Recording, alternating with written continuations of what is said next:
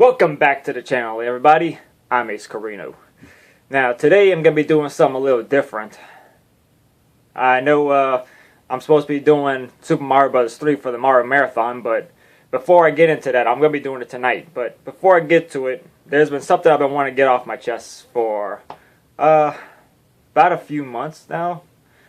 Everybody already knows I'm a big pro wrestling fan. I've been a fan since I was a teenager, but really I started watching, like casually watching it when I was a little kid, but never really got into it just yet because I was still big on video games. I still was big on like cartoons at the time, so I didn't really catch much of it until I was right in my tween years and right before I became a teenager. This was during like the NWO and D-Generation X just almost started coming up. So I guess you could say I kind of got into it late, but I'd say from that time, whenever I became a big wrestling fan, I was a big wrestling fan. Started reading like newspapers, not newspapers, like like magazines and the news articles online from WWF and WCW, even for ECW and for TNA and Ring of Honor. And then that's whenever I just I'd say around 2009, 2010, that's when I started like going down in my interest of pro wrestling because WWE was just all over the place. Not really, but it was just all over the place for all the wrong things. And TNA their quality started going downhill.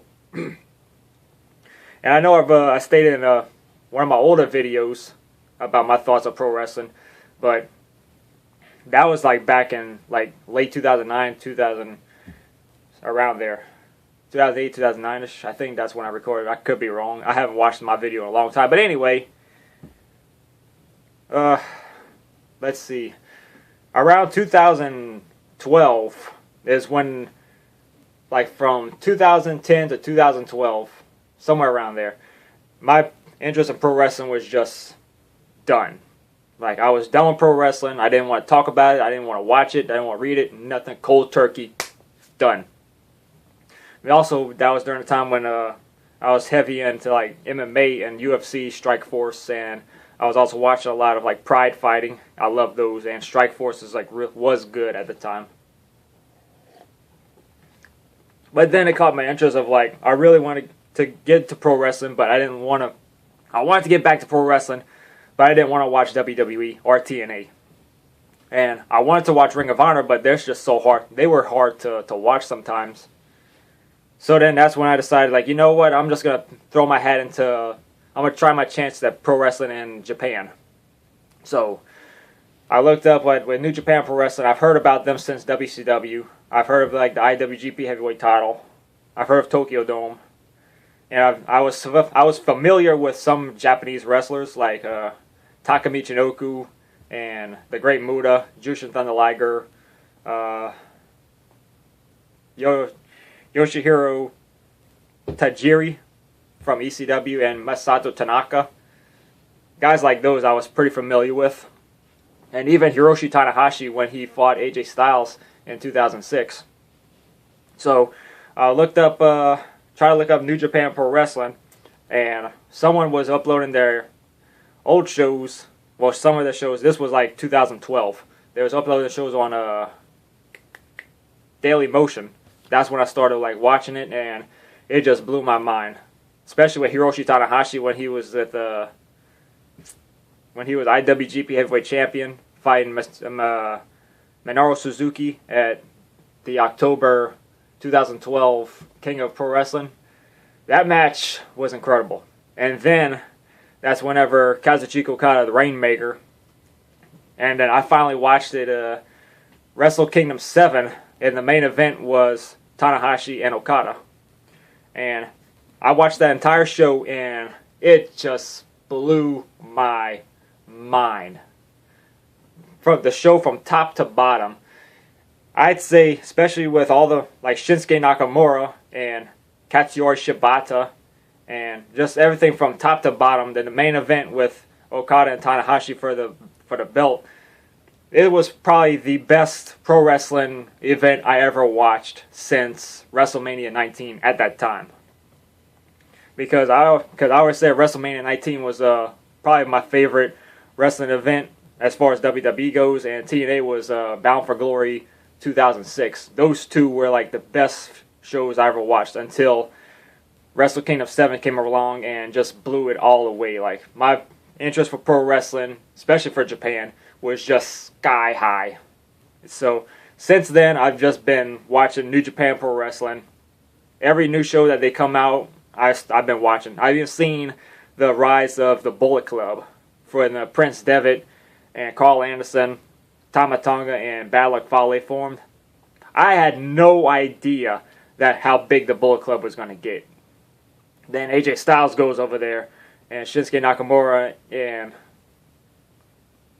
I know I'm a loss for words right now, but New Japan Pro Wrestling over the last few years have just been pretty much my go-to for great pro wrestling. And I've also been watching like old All Japan Pro Wrestling matches. Oh my god. Oh my god, where was I? Where was I for those matches? Oh my god. Mitsuharu Misawa, Kenta Kobashi, Toshiaki Kawada. I know I'm messing up with the names, but just everybody, All Japan Pro Wrestling, and Pro Wrestling Noah. Oh my god, the matches, those are the kind of matches I should have been watching instead of freaking WWE and some of TNA. Because even when I was watching WCW and WWF, I always just waiting for never really had like the best match, like greatest match I ever watched. I'd say for the most part during those days was WCW. The best match I've seen was Goldberg and Diamond Dallas Page from Halloween Havoc, because it was a big match feel to me, and Goldberg was undefeated at that time. And for WWF, I think the best match I watched during those days was The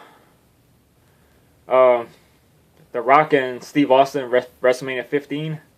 That was intense. And in ECW was Rob Van Dam and Jerry Lynn at Hardcore Heaven 1999. But for a long, long time, I didn't have a favorite match that would top those three matches until I started watching New Japan Pro Wrestling. And All Japan Pro Wrestling and Pro Wrestling Noah.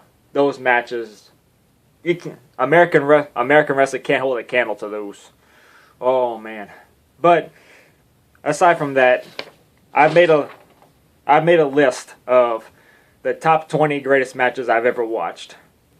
So I just wanted to just a little thing, like everybody has the top 20, top 10, top 30 greatest pro wrestling matches they ever watched. So this is my personal favorite. I got right here. I even wrote another list, but those are gonna be honorable mentions. I'll mention those after the list. So, oh and yeah, I got a bunch of pro wrestling shirts, and this got Sting, Wolfpack Sting. I've had this shirt since I was 13 years old. I'm 32 now, and I still fit in it. All right, without further ado, here's Ace Carino's top 20 greatest pro wrestling matches I've ever watched. And I know some of y'all are probably gonna be like, "Oh, why you got that match?" These are just my personal favorites. The ones that matches that I've said oh my god, matches that just blew my mind of the great quality. I've seen a lot of other matches that done that, but these are the top 20 that really did it for me. All right, number 20 is Rob Van Dam versus Jerry Lynn at ECW Hardcore Heaven 1999. Like I said, that was one of my favorite matches for a long time, and it was for the ECW World Television title, and just that match was just out of control. Even though ECW is more known for the hardcore wrestling, but these two just put on an incredible match for the ECW World TV title. But if you ever get a chance, you gotta go out of your way to find that match. And number 19 is Kurt Angle versus Brock Lesnar from WrestleMania 19. Now, I know a lot of people might not even think of this match as a great match, but to me, like I said, WrestleMania 19 was probably my favorite WrestleMania ever, and it still holds up to this day. Because from top to bottom, it was really good quality matches, except for that one, that Catgirl match. But to top it all off, especially with just coming off of Steve Austin versus The Rock, Kurt Angle versus Brock Lesnar, two great collegiate wrestlers with collegiate wrestling backgrounds and national champions. Kurt Angle being the Olympic gold medalist, and Brock Lesnar being like NCAA champions in 2000. So the match that these two pulled off was incredible, especially with it being for the WWF title, and especially Brock Lesnar nearly killing himself with a shooting star press and landing on his head, almost breaking his neck. Looked like he dove into a pool. And how he not dead after that is remarkable. So yeah, number 18, Sting versus Rick Rude from WCW, New Japan Pro Wrestling's Wrestling Dontaku 94. I'd say a lot of the matches that Sting and Rick Rude have had were very good in WCW. And the match that they had at Wrestling Dontaku 94 was probably one of my favorites because it was in a big dome, had the long catwalk all the way, and just the atmosphere of it was just, I love those kind of atmospheres. Especially, it was scary too when Sting did a crossbody and Rick Rude, his back landed on I know it's in a dome, so the ring was up on probably like a 2 foot, probably a foot off of a platform. Sting did a crossbody and his back landed on that edge. And that was scary. And thank God that he survived it, that he didn't get paralyzed. But yeah, that was a good match. Number 17, Steve Austin versus Bret Hart, WrestleMania 13. You want to talk about a wild match? Those two beat the shit out of each other. And going through the crowds, going through freaking Austin busting his head on the guardrail, and Ken Shamrock, the UFC Superfight champion, being a referee in that. So it was wild. Number 16, like I said, Goldberg versus Diamond Dallas Page from Halloween Havoc 98. Now I was a fan of both Goldberg and Diamond Dallas Page at this time, especially Goldberg being undefeated and being the world champion. So, and especially being in Madison Square Garden, and Bruce Buffer did introductions, so it had that big match feel. And whenever they was going at it, especially when I was 13 when this match was going on, when we was watching it, and it was just like me and my cousins were watching it. It was everybody was going crazy especially when DDP hit the diamond cutter on him and Goldberg was out. So, and that was, like I said, it was just a wild match. You gotta watch this match for it. Number 15. Now this one was really up there with those top 3 matches that I said. It was America's Most Wanted versus Triple X.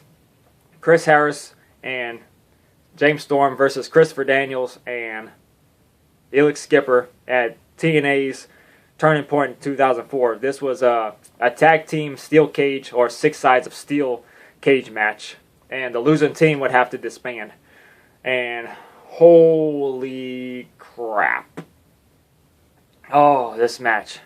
I recently watched it not too long ago, and it starts off slow, especially whenever they handcuff Chris Harris to the ring post, and they were just beating the crap out of James Storm. But once James Storm gave him the key to unhook him, the match was just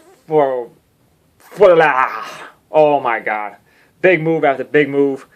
And the most insane thing I've ever seen in pro wrestling ever, and I'm pretty sure everybody can back this up, is when Elix Skipper does a wire walk on top of the cage and does a Frankensteiner off of on Chris Harris. That was freaking insane. When I first saw that, and when I saw it live, it was, oh my god, how he survived, how he didn't die from that one is like a blessing from God. That was incredible. And number 14 is Kenta Kobashi versus Dr. Death Steve Williams, All Japan Pro Wrestling in 1993. Now, I watched this match. Excuse me. I watched this match about a few years ago, especially when I was on my Japan kick and All Japan kick. And this match, my God, Kenta Kobashi taking 2 backdrop drivers and then a third one and with a pin. These two, I'm not too big on like heavyweights, but this is definitely one of the best heavyweight matches I've ever seen, especially with Dr. Death Steve Williams. That dude right there, he's like Bluto from Popeye, and he was going against Kenta Kobashi, who's one of the best Japanese pro wrestlers I've ever watched. And those two beat the shit out of each other all over the ring, in the ring, outside, doing cross-body blocks, doing DDTs on the cement, and then doing Oklahoma Stampedes, and then backdrop drivers, freaking planting his head into the canvas, and he still kicked out. It was crazy. Y'all gotta see that match.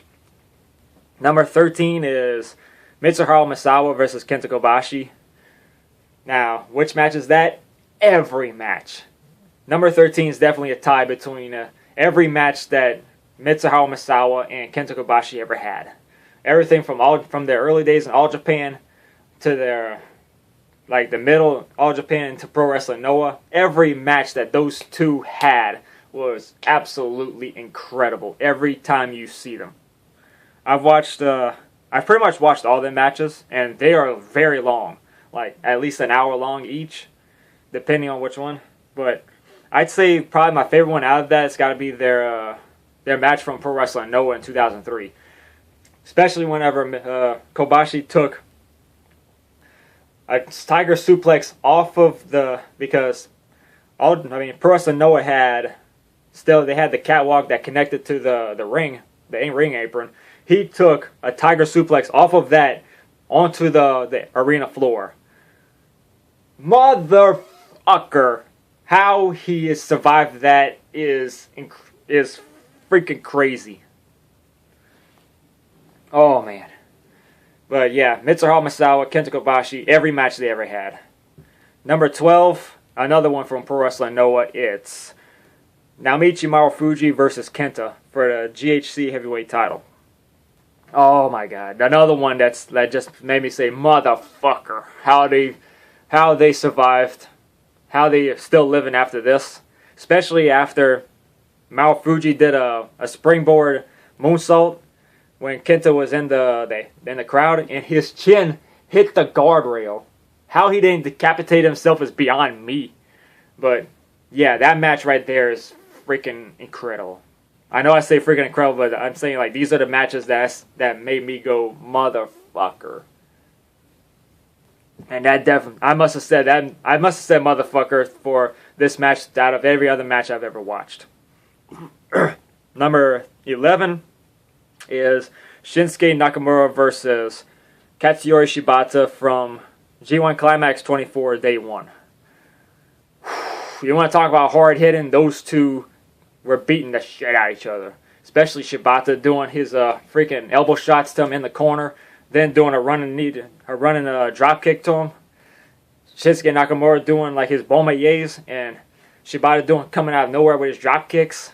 Oh man! And then Shibata hit him with a go to sleep and a PK kick.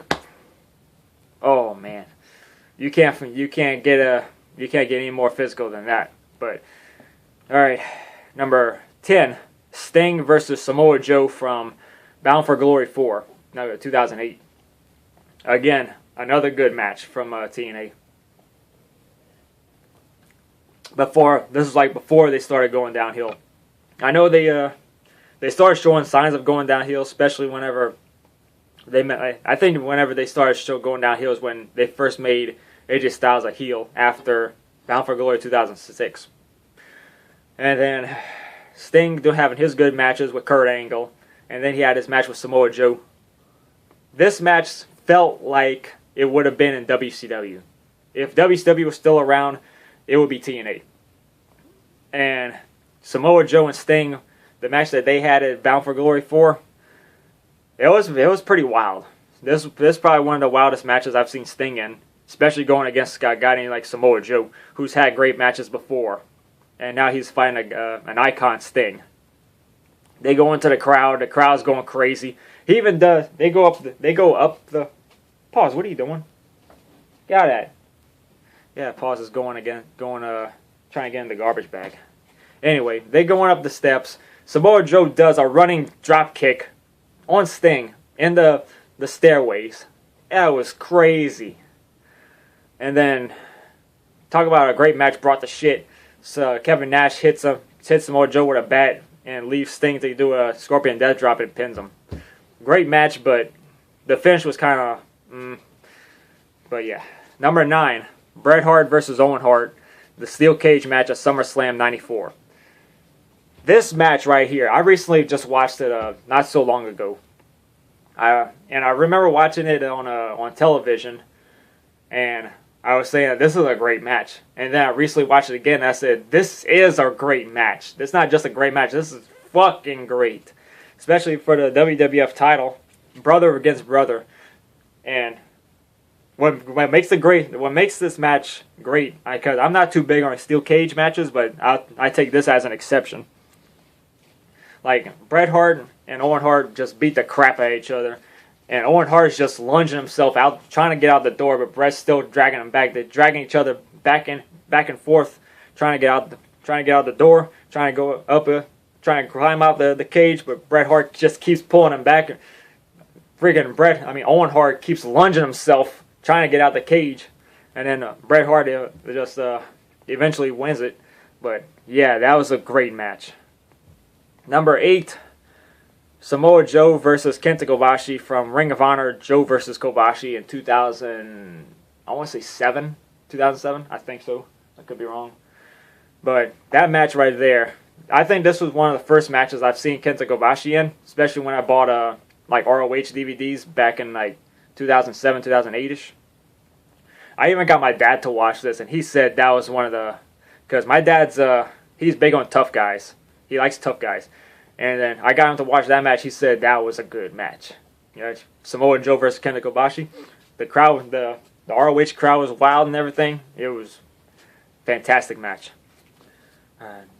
Number 7, Shawn Michaels versus Mankind from In Your House Mind Games. I'm big on Shawn Michaels, and I'm big on Sting. But this match right here, it was definitely a change of style for Shawn Michaels, because he was going against a guy that was very unpredictable, Mankind. And the match that they had, this had to be like a All Japan caliber type match. Even though the match brought the shit when Big Van Vader came out and interfered. And then I think Sid Vicious came out, and then The Undertaker came out of the casket. Pause, what are you doing? Stop. But yeah, if it wasn't for the finish, that match was incredible. Probably one of my favorite Shawn Michaels matches. And I know he's had a lot of good matches, especially with Bret Hart, especially with Chris Jericho, and just any opponent that he's been in with is pretty good. Sorry about that. But him versus Mankind from In Your House Mind Games is probably my favorite match with Shawn Michaels. Even Mankind. Number 6, here we go. You want to talk about great matches? Matches that I never thought would happen, but I'm glad it did, and I had no idea who was going to win. Number 6 is Shinsuke Nakamura versus Kazuchika Okada from G1 Climax 24 Finals. This match right here. And what was the big deal about it was, both Nakamura and Okada are part of the team called Chaos. So they never really wrestle each other, except for in tournaments. And especially when I'm watching New Japan Pro Wrestling back in the day, I was big on Nakamura, I was big on Okada, big on Tanahashi, especially when AJ Styles starts coming in. Excuse me. And then they both win their blocks in the G1 Climax, and then they fight in the finals. So this is a big deal because they never fought each other, at least not at this caliber.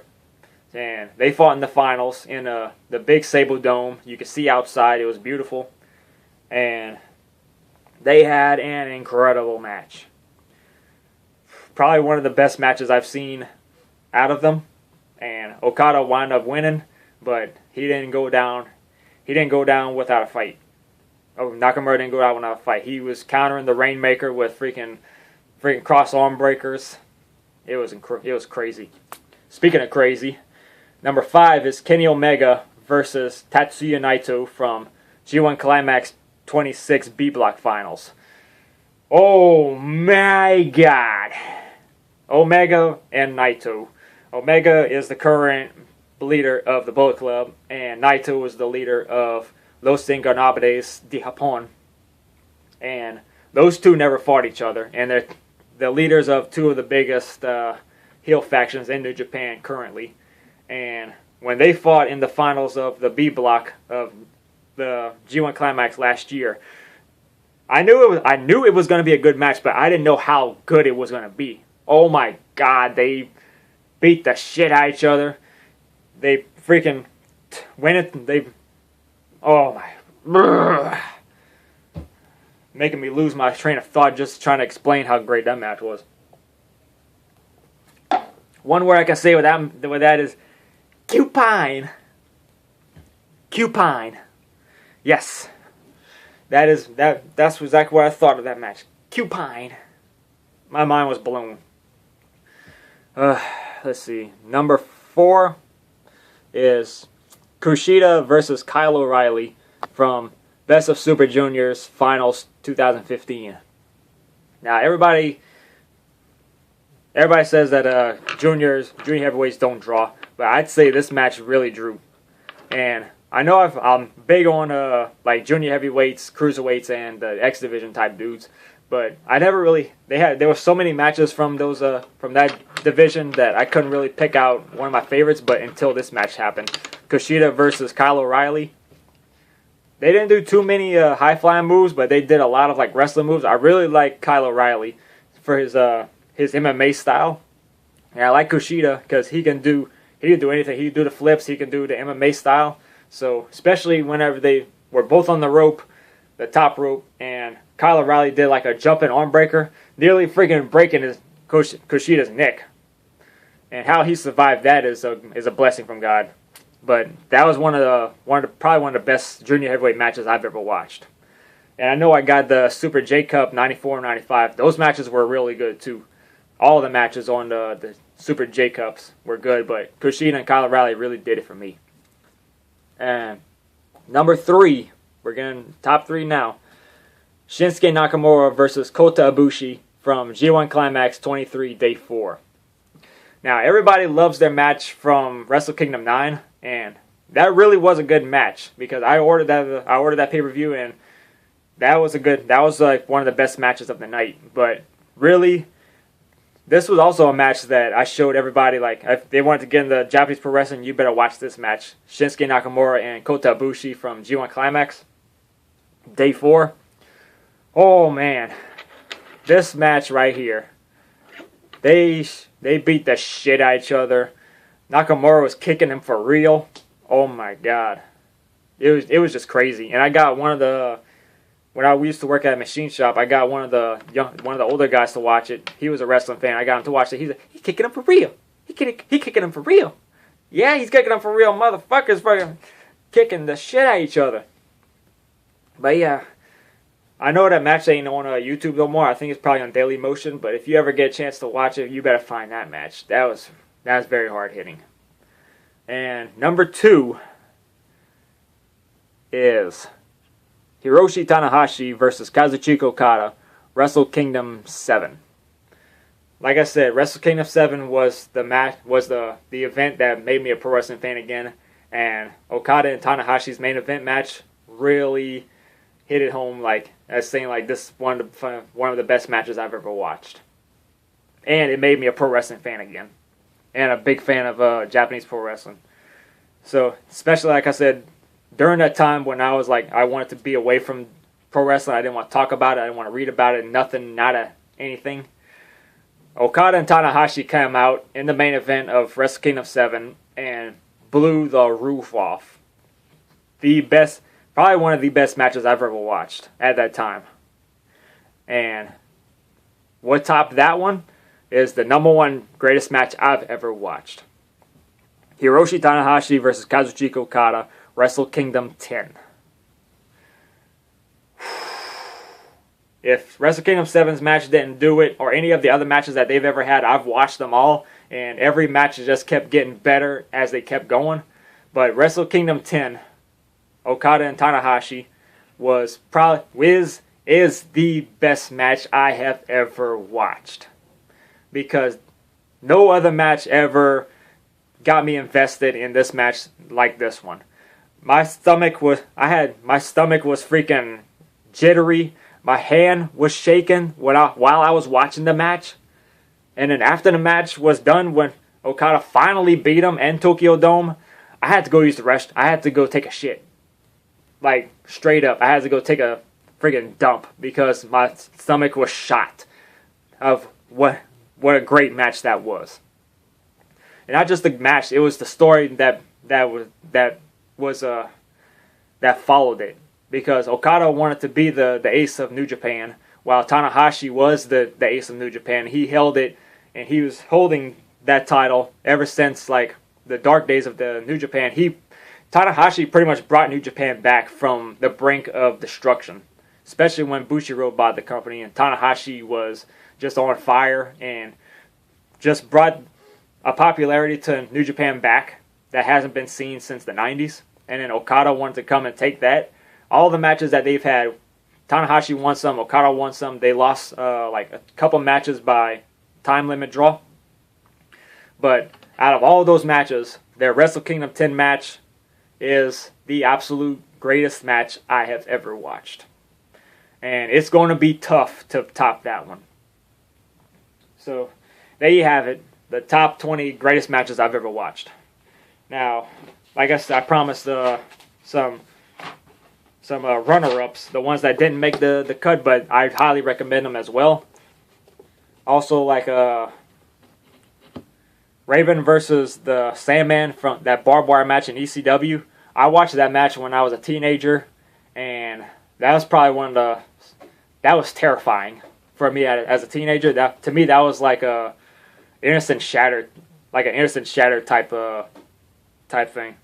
Another great match is especially, I know I'm missing Okada versus Omega from Wrestle Kingdom 11 and from Dominion this past June. Those matches were great. They were incredible. But I already gave Okada and Tanahashi from Wrestle Kingdom 10 like my 6-star match. So trying to top that is like, I want to, but I just can't because it just was that great. But I highly recommend the Okada and Omega's matches, both the matches. And I know they're going to be fighting this Saturday in the G1 Climax's B Block Finals.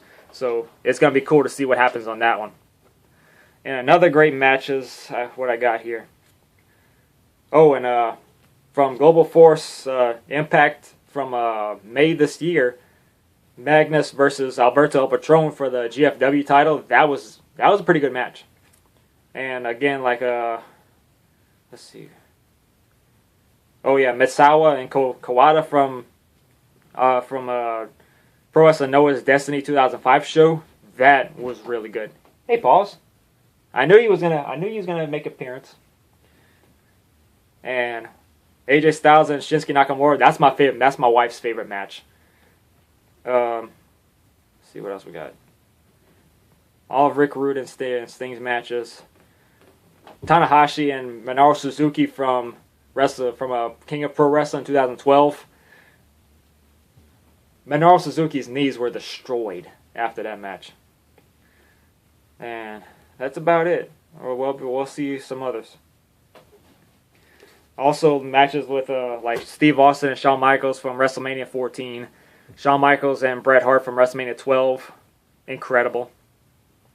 So if I'm missing your favorites, I'm sorry, because these were the best matches I ever watched. So if anyone wants to like recommend me a great match, just let me know about it. And that's about it. I'm gonna see y'all on the next video.